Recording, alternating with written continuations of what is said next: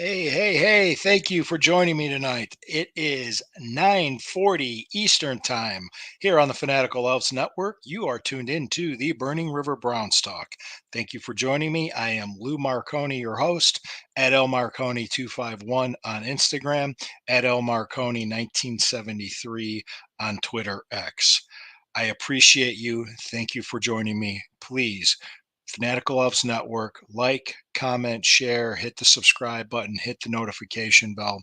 We've got a lot of great people that give you Browns content, and it's a great network to follow. So here we are. I want to let each and every one of you know that I am going to be talking to you about going through a lot of information, especially as a Browns fan or even as a football fan in general. And the reason why I say this is because it's the off season and it is a lot of clickbaiting. I think if that term's being used a lot. There's a lot of things to get your attention and to get your headlines and to get this and to get that. They're trying to generate traffic because that's how people generate their money.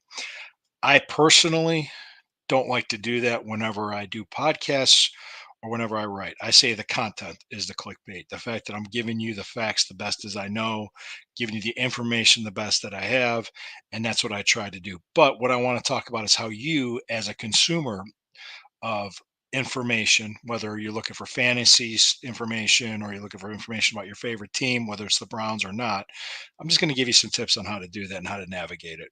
So appreciate you. But before we go any further, I do have bills to pay. Well, the Fanatical Elves do. We have to pause right now for a word from our sponsors. All right. Thank you for joining me. Thank you for hanging with me. Much appreciated.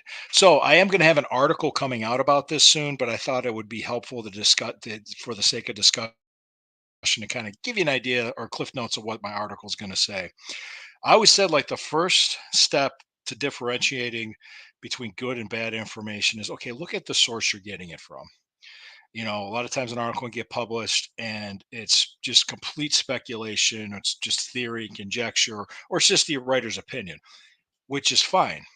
And but the problem is that something gets sent out there and people other people will tweet it out or report it as if it's a fact when it's not meant to be a fact. It's meant to be an opinion or just complete speculation at that point. So take a look at that, obviously the source of what they're doing and where it came from, and also are there other sources backing it up too. um, you know, there was a situation right now that where Browns fans were hearing about the Amari Cooper contract situation, and there was an article, I think it was Sports Illustrated that came out, but it was more or less a theory.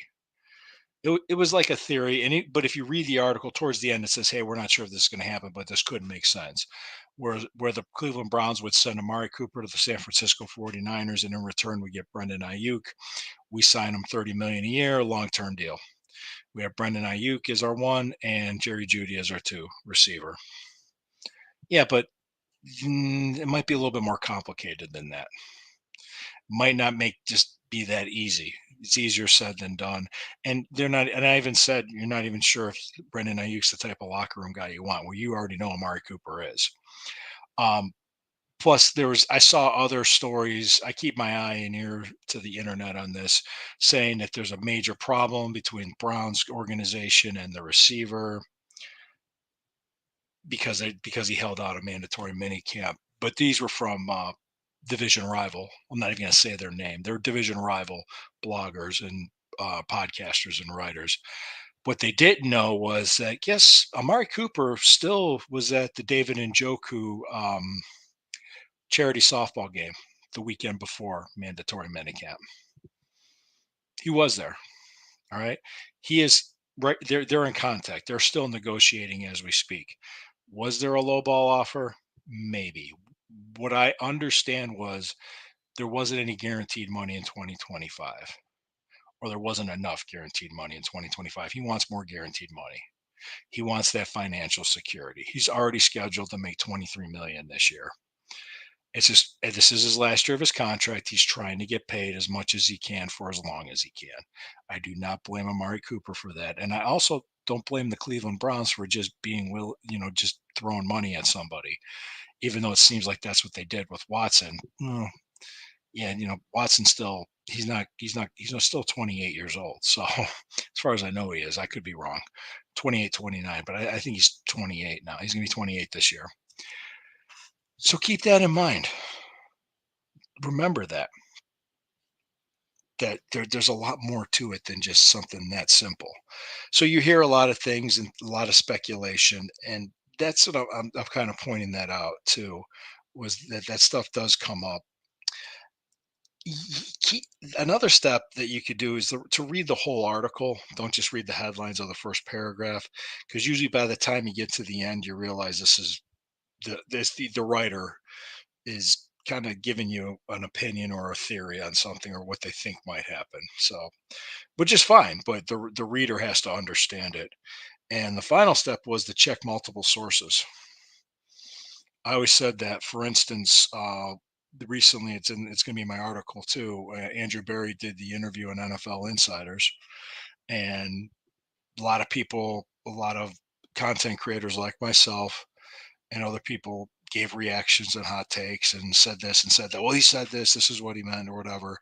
But you could easily, as a consumer and a fan, can go on YouTube or a video platform or wherever and type in the search, pull it up. You can watch the whole interview yourself.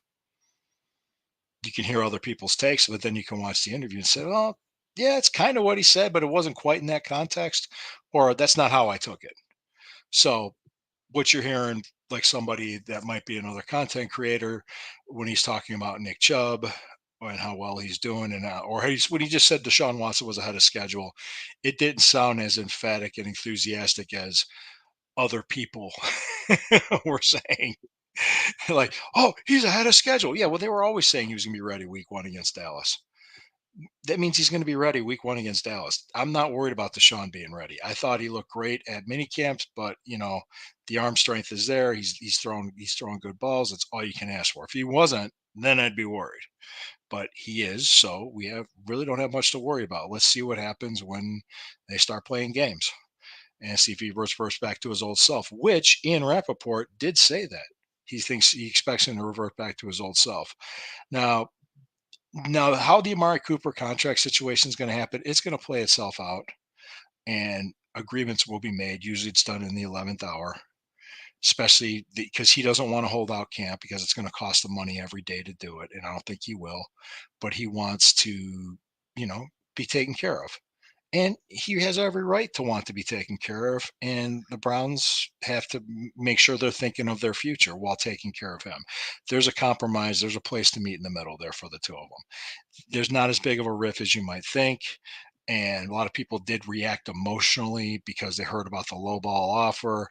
Well, what were the details of the offer? Well, it made it sound like they weren't going to pay him any guaranteed money this year when he's getting 23 million already. So they could front load it to this year and next year. They could do that. There's a lot of ways and gimmicks and tricks they could use to take care of them. But I think they want to keep their flexibility as of the 2026 offseason. They don't want to have a bunch of money tied up into a then 32-year-old receiver. And I think we also got burned a little bit on the Jack Conklin contract because he got hurt a lot. He was injured a lot, and it looks like his replacement's going to be Dewan Jones. And Dewan Jones got hurt in his rookie year, so you never know. You don't really know how it's going to work out or what's going to happen. Um, but keep in mind, just try not to react emotionally to a headline or to anything you might hear that's not coming from multiple sources or reliable sources. Take it from me, okay? keep yourself calm during the storm, that off-season storm when there's just information flying from all over the place because there's nothing else to talk about. All right. Well, I appreciate you. Thank you for joining me. I will be back on here tomorrow night at 9 o'clock. I will have Ed with Ed in Columbus from the Dog Chug. He will be joining me, and along with my Friday night co-host Sherry from the Squad Pod. Love you guys. Thank you for joining me. Always, always, always keep us in mind with your Browns content. Like, share, follow, subscribe, hit the notification bell. Fanatical Elves Network, a subsidiary of the Fans First Sports Network. This is the Burning River Browns Talk. Always remember, when the river burns, it burns brown and orange. See you guys tomorrow night at 9 p.m. Thank you.